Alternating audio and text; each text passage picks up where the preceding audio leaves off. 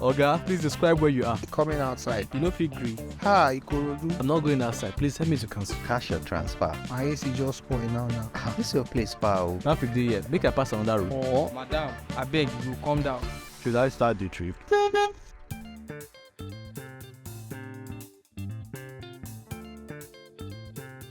My name is Julius. Okay, I am a Uber driver.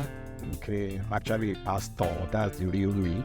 We do this as as a side also. Okay, and it's been awesome. I actually started March last year. All right, so I'm like a year, some months into the business now. At the early stage of the journey was so rough. The car started with gave me a hell of a problem. I was having engine problem. Mechanics spoiled my gear, and I was on loan, so it was crazy. But thank God, you can only be better. What actually brought me into the business was livelihood. All right, I don't really want to continue to depend on the church. Okay, that I pastor for money. Okay, and even the church even needs money. Ministry itself needs money. So I needed a job that is flexible enough that will not affect my ministerial assignment, and I will still be able to make some money to take care of myself, my family, and all of that. But as I continue, I begin to see some other reasons why for now I don't want to leave the job only, even though it has its other disadvantage on me personally.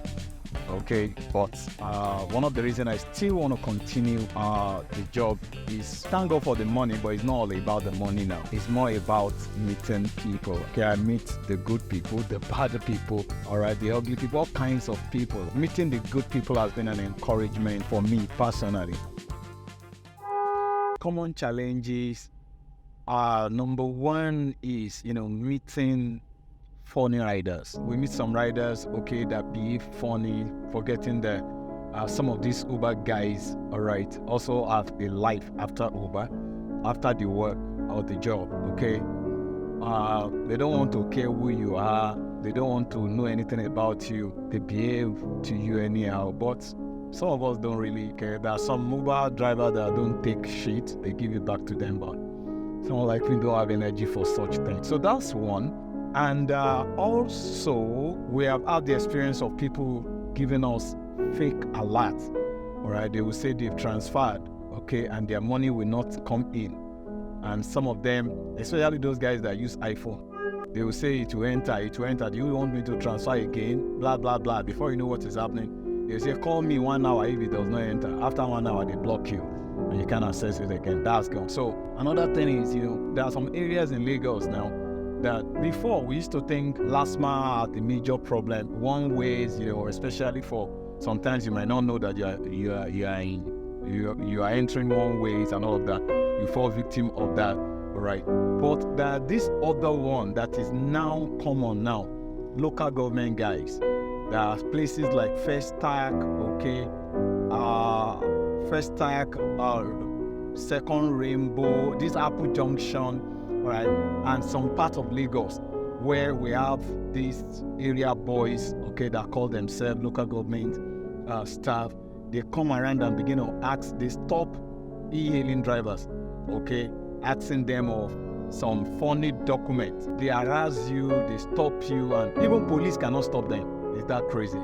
So those are some of the major challenges that we face in line of duty, but we still have to rough it and keep pushing.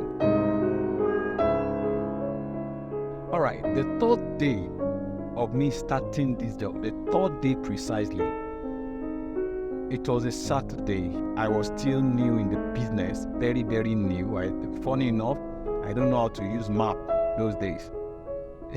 So I picked these people in Surulere. They are going to VI.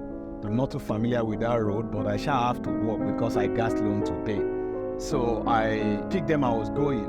So unfortunately, they themselves don't know where they are going. They said I should use map, and I'm not too familiar with maps. So as I was going, when we got to VI, they're actually going for wedding. So when I got to VI, they were directing, it's this way, it's this way, it's this way, it's not that way. Before I knew what is happening, I've entered one way in VI. And people were telling me, it's one way, don't go back. I had already turned back before I saw this Liasma truck coming. They blocked me and they said, don't I know that I'm on one way? I said, I didn't know. Before I know what is happening, they said they are towing my car. All right, they took me. It was worst because I didn't have that money. I was about to pay my loan. I actually got a loan from Lapo. So I was about to pay my loan the following Monday. So they said I must. It was a Saturday. So I called one of my brother that is in last month to plead with them. So they said I should go and bring 70,000. They would take me to court, blah, blah, blah, blah, blah, blah, blah. The money I didn't have. That one said I should not go to court because if I go to court, I may not win. You know, that I must not allow that car to sleep the following day or reach Monday in that place. I shall look for money. I paid those guys. All right. Weeping. I can't forget. When I was crying, the last man guy said, boss, should we go and look for a bowl for you so that you can shed your tears in it? I will never forget that. So I paid them about 4 hours. I just went to hide somewhere. I don't know where to turn. I don't know where not to turn. It was in Sura. Yeah, that was the first time I would get to that place. And for me, when I got home, I told my wife, this is what happened. She also started crying because we have to pay loans. You know, and part of the money is what we used to settle. So that was for me the worst experience so far since I started this.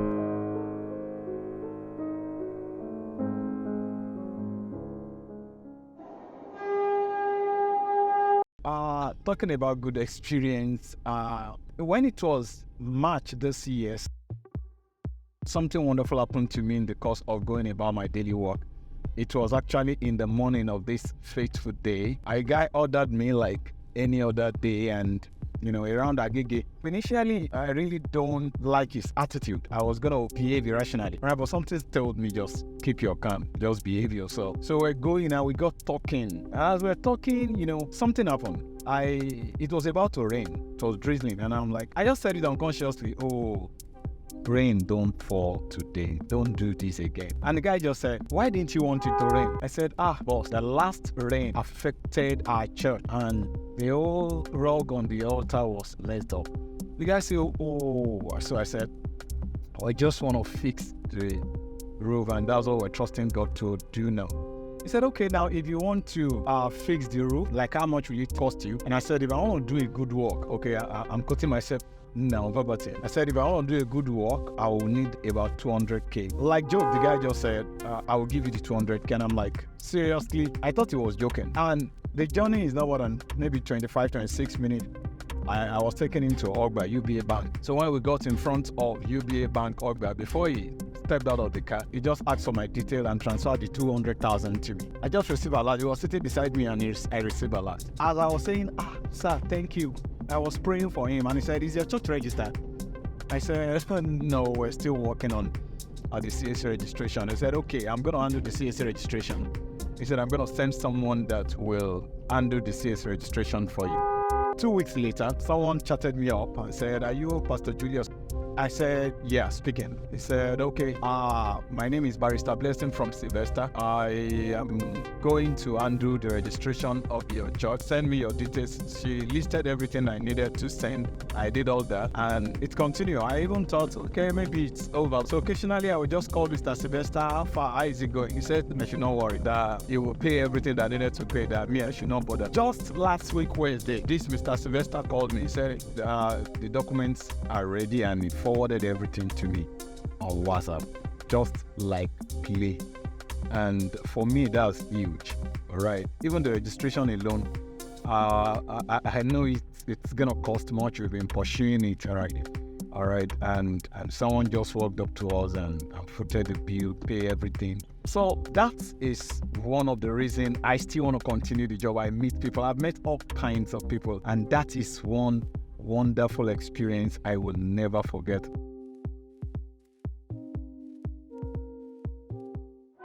one thing about this business is that if you are not lazy, you will enjoy it, all right? It's not a bad business.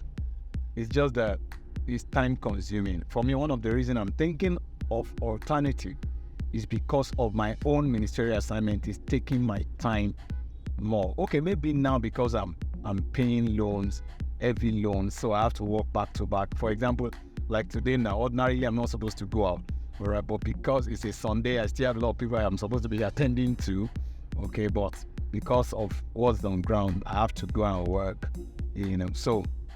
But apart from that, it's not a bad job for anybody that is looking for something, right, to lay their hand on. All right. One thing is you will never be hungry again when you start this job. Yeah, you will not be hungry. Daily money is sure. People might have told you that I make 30,000, I make 20,000. My advice for newbies is that don't get your hope too high. Okay, don't set crazy goals. All right, because it will lead you into depression if you don't meet up. All right, but if you can make 10,000 a day, it's cool. Not too many people make that a day, so but it's cool. Some people started with delivery. I have people on my platform, all right, that started with delivery. After delivery, they went into higher purchase. They got higher purchase. They continued. They were persistent. They were being nice. Okay. After higher purchase, they finished paying that one. They got another one. Some of them have 2 cars today for someone that want to go into it. Okay. If you don't have your own, if you see someone who is kind enough to trust you with a car, whether delivery or not, just be honest. If you are honest, you will do well, because we have a lot of people that want to release their car for this business, but the reason they are not releasing it is just because of trust. Okay, a lot of people out there, okay, they say, can you help us see someone who is trustworthy, who we can release car to? Even we, okay, that are in the business already, we are skeptical about people, recommending people.